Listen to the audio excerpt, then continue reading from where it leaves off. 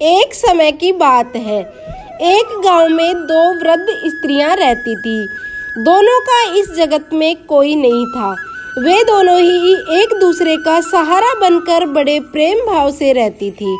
हालांकि धर्म से दोनों अलग थी, लेकिन विचार से एक। उनमें से एक महिला हिंदू धर्म की थी और दूसरी महिला जैन धर्म की।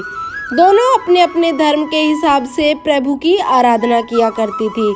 उनमें से हिंदू धर्म की महिला थी, उसने अपने घर में श्री कृष्णा के बाल स्वरूप लड्डू गोपाल जी को बड़े प्रेम भाव से विराजमान किया हुआ था और उन्हें प्रतिदिन एक बालक की भांति प्रातःकाल नहला धुलाकर सुंदर वस्त्र आभूषण आदि पहनाकर तैयार करती। वह उन्हें एक बालक के समान ही मानती थी, इसीलिए कहीं भी बाहर जाती उनके लिए फल, खिलौने आदि चीजें लेकर आती थी और प्रेम पूर्वक उनको भोग लगाती थी। इसी तरह वे दोनों महिलाएं एक दूसरे के परस्पर सहयोग से अपना सुखमय जीवन व्यतीत कर रही थी।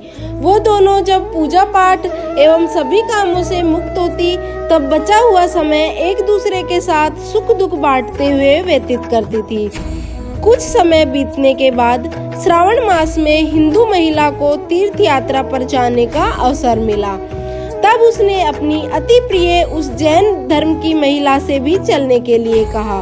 क्योंकि वृद्धावस्था अधिक होने के कारण वह चलने फिरने में थोड़ी असमर्थ थी, इसीलिए उसने जाने से मना कर दिया और कहा कि मुझे चलने फिरने में परेशानी होगी, इसी कारण तुम्हें भी तीर्थ यात्रा में विघ्न रहेगा।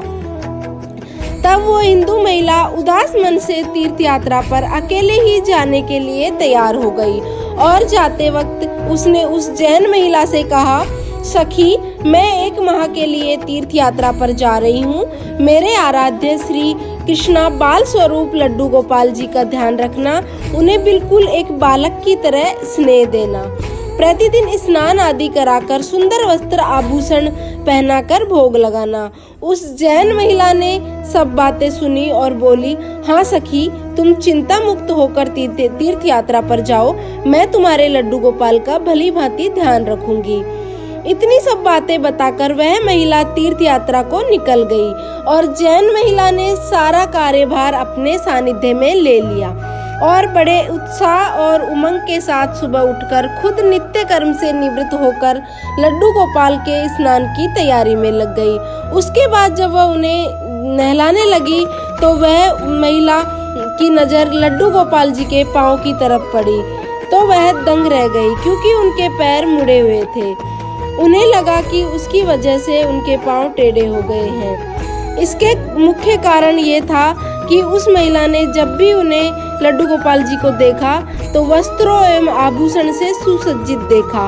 वो इस बात से अनभिज्ञ थी कि लड्डू गोपाल घुटनों के बल पर बैठे हुए थे, उनका बाल स्वरूप ऐसा ही है।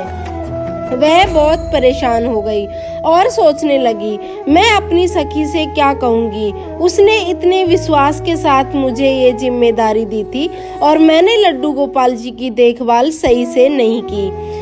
यह सब सोचकर वह चिंतन में बैठी ही थी कि उसे याद आया कि उसकी सखी ने कहा था कि लड्डू गोपाल सिर्फ एक प्रतिमा नहीं बल्कि जीवित होते हैं। बस फिर क्या था, उसने निश्चय किया कि दिन प्रतिदिन उनके पैरों की मालिश करेगी और वह दिन में कई बार ऐसा ही करने लगी। और जैसा कि श्री कृष्ण का स्वभाव है, वो है ही इतने कृपालु दया निधान। उस वृद्ध महिला की इस नादान भक्ति से वशीभूत होकर उन्होंने उस पर अपनी अपार कृपा लुटा दी और एक दिन वह महिला रोज की भांति प्रातःकाल उठकर लड्डू गोपाल को नहलाने का प्रबंध कर रही थी कि उसकी नज़र उनके पैरों पर पड़ी।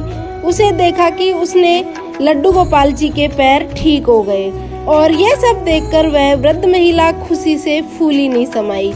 यह सारा वृतांत सुनने के लिए अपनी सखी का बेसब्री से इंतजार करने लगी।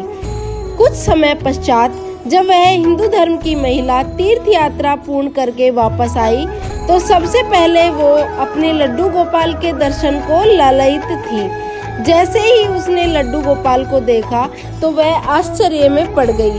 उसने देखा कि लड्डू गोपाल खड़े हुए थे उसने सोचा कि शायद ये उनके लड्डू गोपाल नहीं है और अपनी सखी के पास जाकर ये सब पूछा। तब उस जैन धर्म की महिला ने सारा वृतांत उसे सुनाया। उसकी बातें सुनकर हिंदू महिला समझ गई कि ये सारा खेल उस मुरलीधर कृष्ण कन्हैया का है और दौड़ी दौड़ी लड्डू गोपाल के पास पहुंची और उनके चरणों में गिरकर बोली, हे मेरे कन्हैया, हे मुरलीधर, आपकी दया की कोई पराकाष्ठा नहीं है, आपकी कृपा का कोई शानी नहीं है। और फिर उस जैन वृद्ध महिला से बोली कि हे सखी, तू धन्य है, तुझ पर श्री कृष्णा की ऐसी कृपा हुई है जो कोई कभी सोच भी नहीं सकता। तुझे नहीं पता कि हमारे लड्डू गोपाल के पांव तो ऐसे थे ही क्योंकि उनका ये बाल स्वरूप बैठी हुई मुद्रा में है, लेकिन तेरी भक्ति ने उनके इस स्वरूप को बदल दिया और उनके पैर सीधे हो गए।